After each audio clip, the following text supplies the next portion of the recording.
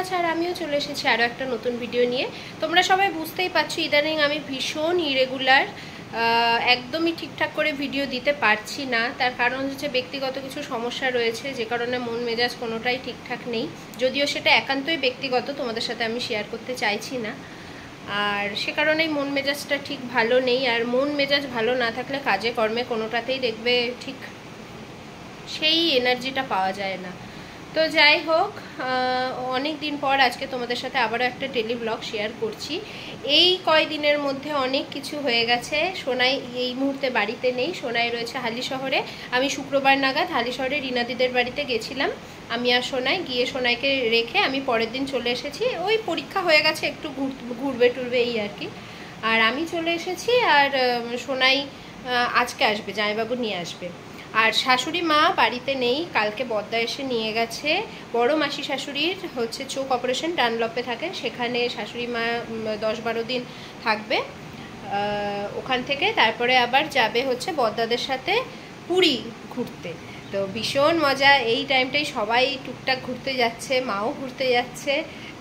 আমাদের আর হয়ে উঠলো না, তার কারণ হচ্ছে সোনাইয়ের পড়া টড়ার খুব চাপ। তাও এই যে হালিশহরে গেছে 2 দিনের জন্য, 2-3 দিন পড়া কামাই হয়ে গেল। তো যাই হোক, বাচ্চা কাচ্চা ছোটো থাকলে কী বার করা যাবে, অন্য কোনো সময় ঠিক যাব। তো এই জাস্ট ঘুম থেকে উঠে কোনো রকমে বাসি কাজবাজ সেরে ফ্রেশ হয়েছে। এখন যাবো একটু পাড়ার দোকানে, একটুখানি মুদিখানা কিছু জিনিস কেনাকাটার আছে। আর অনেক দেরি করে উঠেছি আজকে, মা নেই, সোনাই নেই, মিন্টু অনেক সকালে বাড়ি থেকে মানে চলে গেছে ব্যবসার কাজে। তো আমি শুয়ে থাকতে থাকতে উঠেছি সেই 8টার সময়। তো উঠে তাড়াহুড়ো করে এখন আর পুজো দিইনি, পুজোটা দেরি করে দেব। চলো এখন পাড়ার দোকানে যাই, আর দেখতে থাকো পুরো ভিডিওটা। আর জানো তো আজকে প্রায় 2-3 দিন ধরে এই রকম ওয়েদার, বাইরে একটুও রোদ নেই, আর ভীষণ একটা ভ্যাপসা গরম, মানে খুব অসহ্যকর একটা সিচুয়েশন। জামা কাপড় কত জমে গেছে, কিচ্ছু কাচতে পারছি না। দোকান থেকে এই যে একটু চিনি, একদম অল্প করে এনেছি চিনি বেশি খাওয়া হয় না। আর আটা শেষ হয়ে গেছিলো, আটা নিয়ে আসলাম। এবার সকালের একটু রুটি তরকারি করব।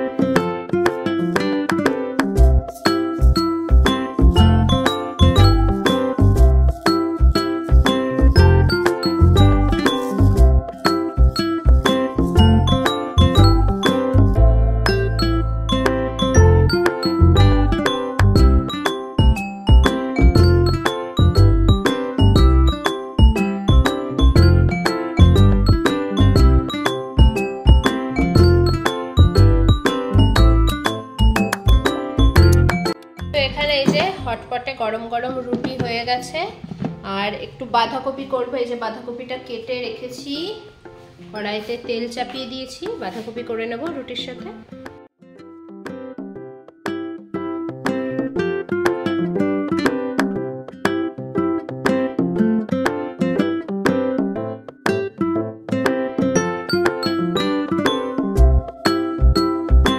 এই যে এদিকে আমার বাঁধাকপি কিন্তু পুরো কমপ্লিট।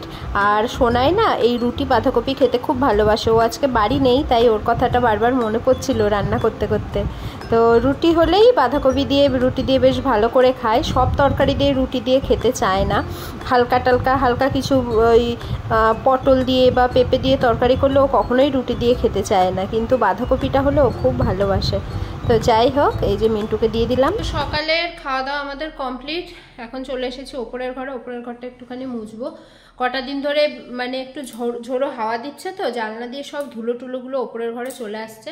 আমি রোজ মুছি না ওপরটা, তো রোজ যদি এত ওপর নিচ মুছি তাহলে আমাকে আর দেখতে হবে না।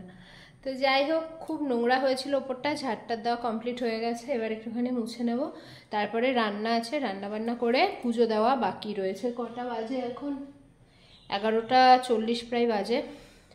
ঘর মুছে স্নান করে তারপরে যাব পুজো দিতে। আর রান্নাবান্না বেশি ঝামেলা কিছু করবো না। সকালে বাঁধাকপি করেছি, বাঁধাকপি রয়েছে, আর টক ডাল রয়েছে ফ্রিজে, আর একটু সোয়াবিন করব, ব্যাস এই রান্নাবান্না হবে। রাত্রে ইচ্ছে আছে একটুখানি বাইরের খাবার খাওয়ার, দেখা যাক কি হয় না হয়। জামাইবাবু আসবে যেহেতু, তো ভাবলাম মিন্টুকে বললাম যে একটুখানি কিছু নিয়ে আসতে, তো দেখা যাক কি হয়, সেটা এখনও শিওর কিছু হয়নি। এই ওপরের ঘরে সাদা টাইলস বসিয়ে যে কি ভুল করেছি এখন হাড়ে হাড়ে টের পাচ্ছি। আসলে ওপরের ঘরটায় আমার তো খুব একটা আলো ঢোকে না বললেই চলে, সে কারণেই আরও সাদা টাইলস বসিয়েছিলাম। ভেবেছিলাম যে সাদা টাইলসটা বসালে অন্তত ঘরটা ফুটবে আলো না ঢুকলেও, কিন্তু তারপরে এখন যা দেখছি এত নোংরা হয়, একটা চুল পড়ে থাকলেও সেটা খুব চোখে লাগে, খুব বাজে লাগে দেখতে, ওর জন্য পরিষ্কার করতেও খুব কষ্ট হয়। ভবিষ্যতে যদি কখনো আবার টাইলস মার্বেলের কাজ করি, এই সাদা টাইলস তো কখনোই বসাবো না। আর আমার এই ওপর নিচ করতে না সত্যি মানে একদম নাজেহাল অবস্থা। যেই দিন ওপরের ঘর দোর সব মোছামুছি করি সেই দিন মানে আর কে দেখে আমাকে, আমার মাজা পা সব ব্যথা করে, ওর জন্য রোজ মুছি না, আস্তে আস্তে অল্প অল্প করে মুছি। আর এদিকে আমার ঘর মোছা হয়ে গেছে, চলে এসেছি। এবার আমি একটু সোয়াবিন করব। এই সোয়াবিন রান্নাটা শিখেছিলাম আমি কিন্তু আমার শাশুড়ি মায়ের কাছ থেকে। প্রেশার কুকারে সোয়াবিন এত ভালো রান্না করে এই সোয়াবিন। অনেক দিন ধরে ভাবছি যে মাকে বলবো, মা একটু সেই আগের মতো ওরকম সোয়াবিন রান্না করে খাইও তো, বলেছিও, কিন্তু বলার পরেও আবার সেই আমিই করি। আসলে ইচ্ছে করে না, অনেকটাই বয়স হয়েছে তো, ইচ্ছে করে মার হাতের একটু রান্না টান্না খাই, তারপরে আবার যখন ভাবি আবার করবে, আবার কষ্ট হবে, তারপরে ভাবি যে থাক আমিই করে নিই, এই করে আর কাজ করতে দিই না। আর এইদিকে আমার সোয়াবিনের জন্য মশলা টশলা সব করা হয়ে গেছে, ফোড়ন দিয়ে দিলাম। এইবার সোয়াবিনটা করে নেব। বেশ পেঁয়াজ রসুন টমেটো দিয়ে অল্প একটু জিরে বাটা দিয়ে বেশ মাখা করে এই সোয়াবিনটা রান্না হবে। আমি পারি মোটামুটি, কিন্তু মা খুব ভালো পারে। আর হ্যাঁ, ছদ্দিও কিন্তু খুব ভালো সোয়াবিন রান্না করতে পারে। ওদের কাছে আমার সোয়াবিন রান্না একদম জিরো। তো যাই হোক, এই দেখো সোয়াবিনের কালারটা কি সুন্দর হয়েছে, তাই না? একদম গরম গরম খেতে দারুণ লাগে। তো স্নান করে চলে এসেছি, আর এই যে এখানে ইন্ডাকশনে ভাতটাও বসিয়ে দিয়েছি। অনেকটা বেলা হয়ে গেল, আজকে এখনো পুজো দিতে পারিনি। এখন যাব ওপরে, পুজোটা দেব। পুজো দিতে দিতে এদিকে ভাত হয়ে যাবে। আমি যেদিন এরকম দেরি হয় সেদিন এটাই করি, ভাত বসিয়ে দিয়ে তারপরে চলে যাই পুজো দিতে। ঠিক পুজোটাও হয়, এসে দেখি ভাতও হয়ে গেছে, একটা টাইম আছে। চলো পুজোটা আগে দিয়ে নিই।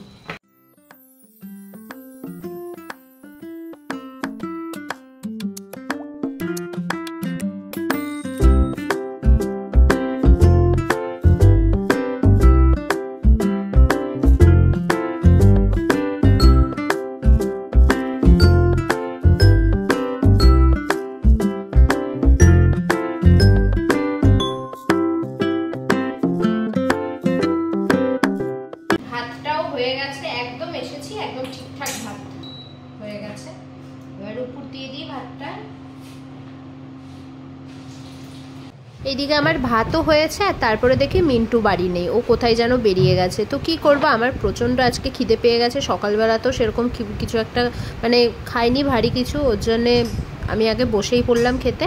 তো খাওয়া দাওয়া করে নিয়ে একবারে বিকেলে দেখা হচ্ছে, জামাইবাবু সোনাই আসুক, তারপরে আবার কথা বলছি তোমাদের সাথে। কেমন করলি বল? ভালো? কেমন লাগলো? ভালো। ভালো করেছিস? কালকে থেকে আবার পড়া, স্কুল আজকে থেকে। রনি স্যারকে ফোন করে বলে দিয়েছিলি? ফোন করেছিল সকালবেলা, বলছিল যে রিয়া আজকে সকালে একটু তাড়াতাড়ি করতে পারবে? আমি বলছি স্যার আমি বাড়িতে নেই। একবার ফোন করেছিল, ধরিনি, তারপরে আবার ফোন তোকে আমি হালিশহর থেকে নিয়ে আসি। ওকে বাইরে দিয়ে হাঁটছিল, ওইখানে আসছিল। তোর জন্য আমি হালিশহর থেকে এক পিস আইসক্রিম নিয়ে এসেছি, এইটুকু। যেহেতু দেখিয়ে আশা দিয়েছি তোকে, সেই জন্য আমি এনেছি, নাহলে আমি আনতাম না, ঠিক আছে? আর তুই বলি 2-3টা। তো এখন একটুখানি আমি চা করে নিচ্ছি, আর মিন্টুকে বললাম আজকে একটুখানি রুমালি রুটি আর চিকেন ভর্তা নিয়ে আসতে। আমাদের চাকদা একটা দোকান রয়েছে, সেই দোকানের রুমালি রুটি চিকেন ভর্তাটা আমার জাস্ট দারুণ লাগে। তো ভাবলাম আজকে জামাইবাবু এসে জামাইবাবুকেও খাওয়াবো, তো সে কারণেই মিন্টুকে বলেছি নিয়ে আসতে। রাতের ডিনারটাই সেখান থেকেই আমাদের কমপ্লিট হয়ে যাবে আজকে। আর যদিও ভাত টাত রয়েছে, রান্না টান্না দুপুরের রয়েছে, যদি কেউ ভাত খায় খাবে।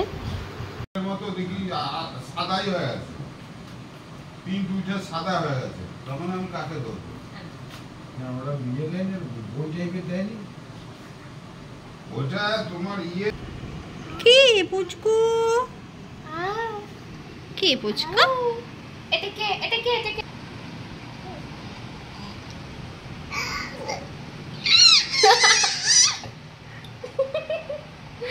তো এই যে এখানে মিন্টু রুমালি রুটি আর চিকেন ভর্তা নিয়ে এসছে, একদম গরম রয়েছে। আর মিন্টু, জামাইবাবু, আমরা একটুখানি দেরি করে খাবো। সোনাইয়ের খুব খিদে পেয়ে গেছিলো, তো সোনাইকে এখন দিয়ে দিচ্ছি। ওই দোকানের অনেক কিছু আইটেমই আমি ট্রাই করেছি, কিন্তু এই আইটেমটা আমার ভীষণ ভালো লাগে। আমাদের চাকদার টোটো স্ট্যান্ডের একদম অপোজিটে একটা এই দোকানটা রয়েছে, ড্রিমল্যান্ডের পাশে।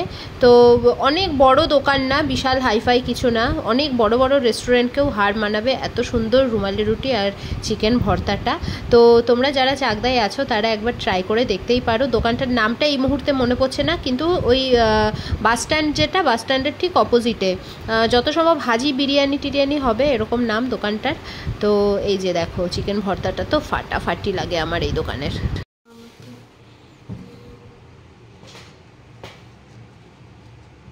আমাকে দিয়ে সবসময় রিভিউ দেওয়া কেমন? হাত দিয়ে দেখা। তো এদিকে সোনার খাওয়া দাওয়ার পরে এবার আমরা বসবো খেতে। এই যে মিন্টুকে আর জামাইবাবুকে দিয়ে দিচ্ছি। জামাইবাবু তো কিচ্ছু খেতে চায় না, এই পাতলা পাতলা রুমালি রুটি, এত বড় মানুষটা তাও দুটো খেতে পারবে না, বলছে একটা দিতে। একদম খাওয়া দাওয়া কম জামাইবাবুর। আর যাই হোক, এই আমাদের আজকে রাতের ডিনার হচ্ছে। আর একটু মাংস ছিল, ফ্রিজে রেখে দিয়েছি, সোনাই যদি খায় সোনাই ভাত দিয়ে খেতে পারে, ভাতও রয়েছে। আর এই যে জামাইবাবু খালি বলেই যাচ্ছে এত দিস না, এত দিস না, কম দে কম দে। এইটুকু কে খায় বলো তো? এটা না, এটা না, এটা এই এত তুমি খাও। আরে দুটো পাতলা পাতলা রুটি আছে, তুমি খাও, না পারলে আমি খেয়ে নেব। তুমি রাখো, খাও। আরে আমি খাবো না অতগুলো, তুই এখান থেকে কমা, হাফটা কর। এই হাফটা আমি খেয়ে নেব বললাম তো। তুমি যেটুকু পারবে না আমি খেয়ে নেব। না তুই হাফ কর, আমি একটাই খাবো। এইটুকু করে খেলে হয়? প্রায় 18-20 বছর আগে, মানে খুব সুন্দর জায়গা। হ্যাঁ, কাছাকাছি যদি যেতে হয় তাহলে। তো আমাদের সবার খাওয়া দাওয়া হয়ে গেছে। আর জামাইবাবু নিয়ে এসেছিল চকলেট আইসক্রিম, যেটা আমার জাস্ট ফাটাফাটি লাগে। চকলেটের যে কোনো জিনিস আমার কাছে খুব ভালো লাগে। তো একটা বার নিয়ে এসেছিল, এখন এই যে সবাইকে কেটে দিয়ে দিলাম। আর স্পেশালি হচ্ছে ওম জামাইবাবু আসলেই যেহেতু সবসময় আইসক্রিম নিয়ে আসে, তাই জামাইবাবুর নামই দিয়ে দিয়েছে আইসক্রিম মেশো। তো জামাইবাবু এসেই ওর জন্য প্রথমে ওকে বলেছে এই তোর জন্য আইসক্রিম নিয়ে এসেছি। তো যাই হোক, সবাই মিলে এখন আইসক্রিম খাচ্ছি। ভিডিওটা ভালো লাগলে এখন লাইক কমেন্ট শেয়ার করো, আর আমার চ্যানেলটাকে সাবস্ক্রাইব করে আমার পাশে থেকো। সবাই ভালো থেকো, দেখা হবে আরও একটা নতুন ভিডিওতে। ততক্ষণের জন্য টাটা।